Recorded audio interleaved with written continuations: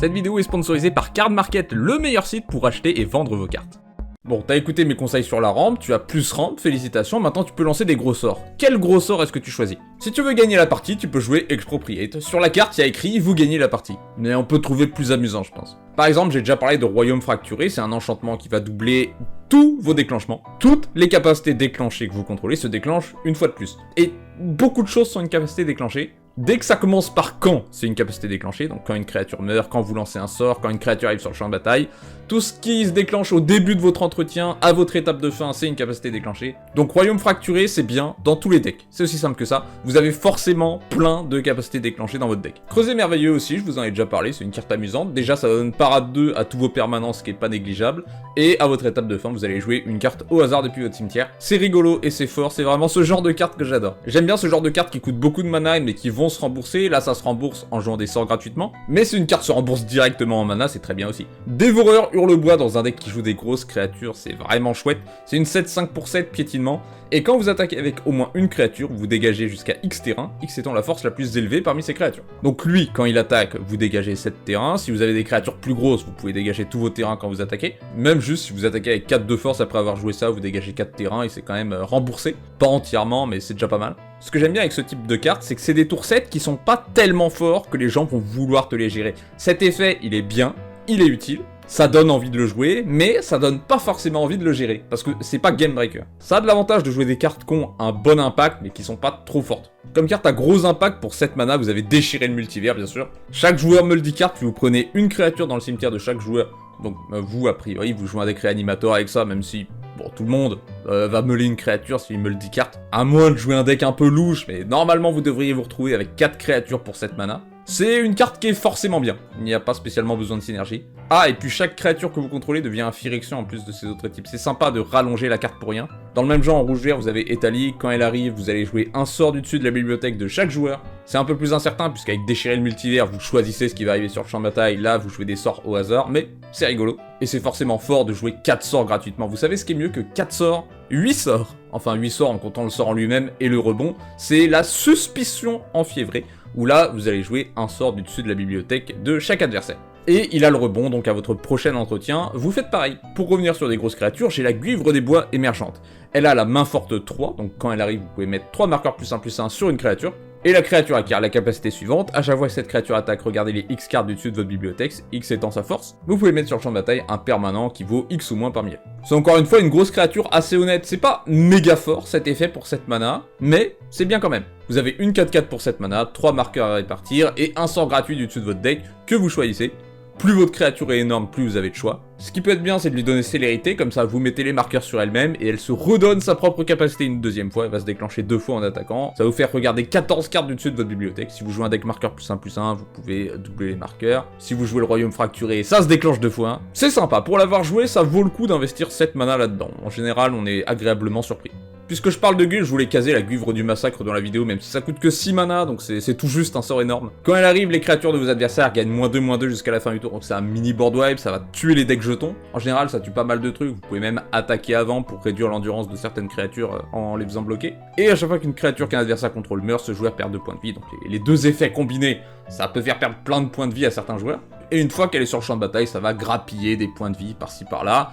Et il faut lui mettre un removal dessus, parce que si après il y a un board wipe, bah ça va faire énormément de dégâts d'un coup. D'ailleurs, vous pouvez faire Guivre du Massacre suivi d'un board wipe pour tuer tout le monde, à condition que tout le monde ait plein de créatures. En tout cas, c'est fort. Et je trouve que la carte est pas assez jouée, je trouve que ça ressemble à un truc qui devrait être énormément joué. Une autre grosse créature noire, c'est Archonte de la Cruauté. Celui-là, il est en général plus simple à réanimer qu'à lancer, mais c'est toujours hyper agréable d'en avoir. Il se déclenche quand il arrive et quand il attaque, et il fait tellement de trucs. Un adversaire ciblé sacrifie une créature ou un planeswalker, se défausse d'une carte et perd 3 points de vie. Vous piochez une carte et vous gagnez 3 points de vie. Donc la carte fait tout. Chaque fois qu'elle se déclenche, c'est ultra agréable. C'est une 6/6 vol, donc si vous attaquez un joueur et que vous le ciblez, vous allez lui faire perdre 9 points de vie normalement. C'est une créature noire qui va vous faire piocher, c'est pas non plus hyper commun. Vous allez vouloir cibler le joueur qui est le plus en avance, puisque sacrifier une créature, perdre des points de vie, se défausser d'une carte, ça fait prendre du retard. Un peu moins connu, une carte qui m'a beaucoup surpris, c'est le Dévoreur de Ravage. Alors lui, c'est une 3/3 vol pour 7, même si pas vraiment. Quand il arrive sur le champ de bataille, pour chaque adversaire, vous incitez une créature qui contrôle, et vous mettez X marqueur +1/+1 sur le Dévoreur de Ravage, X étant la force totale des créatures incitées de cette manière. Donc votre Dévoreur de Ravage, il va être gigantesque, vous allez empêcher plein de créatures de vous attaquer, vous allez faire que vos adversaires s'attaquent entre eux. Donc même si vos adversaires ont des créatures volantes, vous pouvez les inciter pour pouvoir les attaquer après avec le dévoreur de ravage, parce que ça va être une gigantesque créature. La force totale des créatures que vous avez ciblées, vous ciblez 3 créatures. En général, vous mettez 10 marqueurs +1 +1. Ça fait une 13-13 vol qui incite 3 créatures. En vrai, la carte a un énorme impact. Avant de la mettre dans mon deck, je me disais que c'était un truc assez sympa, mais en vrai, c'est gigantesque. Si en plus vous jouez un deck réanimation, un deck copie, enfin n'importe quel deck qui arrivera à déclencher ça plusieurs fois, alors là, il vous faut cette carte. Un deck copie, ouais, non, vous avez gagné. Si vous faites des copies de ça qui arrivent attaquantes, ouais, là, vous allez prendre les gens par surprise. Oui. Plusieurs fois dans un deck copie, ça a été ma win condition, ça. Parfois, tu vas avoir un adversaire qui a une énorme créature et c'est vraiment sympa de l'inciter. Et en plus, t'as une 30-30 volante. Ah, vraiment sympa Je sais pas ce que je suis en train de regarder. En vert, la couleur qui va le plus souvent jouer des grosses créatures, le Terrastodon, c'est une valeur sûre, je pense que vous le connaissez. Quand il arrive, vous pouvez détruire jusqu'à 3 permanents non créatures, et pour chaque permanent détruit de cette manière, son contrôleur fait une 3-3 éléphant. C'est quand même embêtant que cette carte ne détruise pas les créatures, c'est généralement ce qu'on va vouloir détruire, mais s'il y a un joueur qui joue un deck enchantement, un deck artefact, pardon, il y a besoin parfois de détruire 3 permanents d'un coup. Sinon, si vous jouez 3 couleurs, vous avez la version inconnue du Terrastodon, c'est l'âme de l'émancipation. Celui-là, il peut détruire les créatures. Lui, il détruit 3 permanents, non terrain. C'est plus utile, généralement. Ça arrive de détruire des terrains avec le Terrastodon, mais c'est pas les cibles principales, normalement. Par contre, l'âme de l'émancipation, ça donne des 3-3 vols au lieu de 3-3 éléphants. C'est un peu plus utile. Mais l'effet reste vraiment bien, hein. 3 permanents non terrain pour 7 mana, c'est honnête. En plus, c'est dans les couleurs parfaites pour le Blink, je suppose que vous jouez soit dans des decks runes.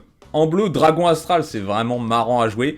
C'est une 4-4 vol pour 8. Quand il arrive, vous faites 2 jetons qui sont des copies d'un permanent non créature ciblée, sauf que ce sont des dragons 3-3 vol, en plus de leurs autres types. Il y a des combos à faire avec cette carte si vous copiez un permanent qui permet de blink le Dragon Astral ou de copier le Dragon Astral. Mais copier 2 fois un permanent non créature du champ de bataille, ça permet de faire des trucs insoupçonnés. L'effet est tellement bizarre que je peux même pas vous dire ce que vous pouvez faire avec ça. Je peux même pas vous dire ce qu'il est possible de faire. Vous allez faire des copies de 3-3 d'artefacts et d'enchantements de vos adversaires, ou de trucs à vous, de vos terrains si vous êtes vraiment désespéré. Il y a trop de possibilités. Call Forth the Tempest, une carte qui a 2 fois cascade pour 8 mana. Vous avez peut-être envie de la jouer dans un deck éphémère rituel où vous pouvez réduire son coût, mais même si vous le jouez pour 8 mana, vous êtes content. Donc vous faites 2 fois cascade, vous allez jouer 2 fois un sort qui coûte moins de 8 du dessus de votre bibliothèque. C'est très rigolo. Ensuite, ça inflige des dégâts à chaque créature que vos adversaires contrôlent, égale à la valeur de mana totale des autres sorts que vous avez lancés ce tour-ci. Donc ça compte les 2 sorts que vous avez lancés avec la cascade. Généralement, ça va être un board wipe asymétrique, vous allez juste péter toutes les créatures de vos adversaires. Il se peut que vous ayez pas de bol et que vous jouez, je sais pas, 2 cachets du dessus de votre deck.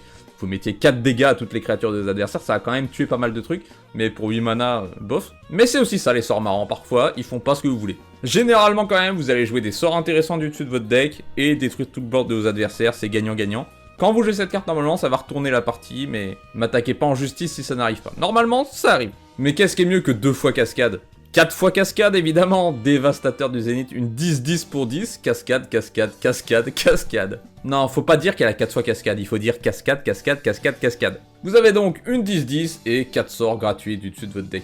Je rappelle juste aux joueurs inexpérimentés que si vous contrez le sort, il y a quand même les 4 triggers de cascade. Hein. C'est un déclenchement quand vous lancez le sort, d'ailleurs, c'est copié par le Royaume Fracturé, puisque c'est une capacité déclenchée, la cascade. Donc, dévastateur du Zénith, vous allez forcément jouer 4 sorts. Si votre adversaire a un contre, il pourra contrer qu'un seul de ces 5 sorts, parce que le dévastateur du Zénith fait partie des 5 sorts, c'est quand même une 10-10, c'est assez menaçant.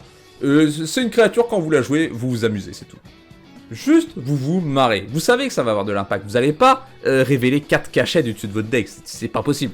La personne la plus poisseuse du monde ne peut pas louper ce sort. Et vous savez quoi ? Prenez un de vos decks. Voilà, vous mettez votre deck sur votre table. Vous faites un effet dévastateur du Zénith. Vous faites cascade 4 fois pour 9 mana ou moins. Et vous regardez combien de fois est-ce que vous jouez plus de 10 mana de sort. Comme ça, vous êtes fixé. Vous pouvez dès maintenant tester un dévastateur du Zénith dans votre deck. Enfin, je vous ai gardé le meilleur pour la fin. Je pense que c'est mon gros sort préféré. Et j'ai jamais vu quelqu'un d'autre le jouer. Essayez, je pense que vous serez agréablement surpris, c'est l'éruption d'âme-feu. Alors il y a beaucoup de textes, comment vous résumer ce sort ? Vous allez tout simplement cibler toutes les créatures de vos adversaires, et chacun de vos adversaires. Pour chacune de ces cibles, vous allez révéler la carte du dessus de votre bibliothèque, et vous allez faire autant de dégâts que son coût en mana. Et vous pouvez jouer la carte exilée jusqu'à la fin de votre prochain tour. Dans l'un des cas les plus faibles que j'ai jamais vu, c'est-à-dire chaque adversaire a 2 créatures en jeu, généralement il y a toujours un adversaire qui a plus de 2 créatures en jeu, et bah vous allez quand même exiler 9 cartes du dessus de votre bibliothèque. En termes de cartes d'avantage rouge, on est pas mal du tout. Alors c'est que jusqu'à la fin de votre prochain tour. Généralement vous allez pas pouvoir jouer toutes les cartes exilées avec ça, parce que déjà vous le jouez pour 9 mana, donc forcément vous allez pas jouer beaucoup de sorts après ça normalement, mais au tour d'après vous allez avoir accès à tellement de sorts.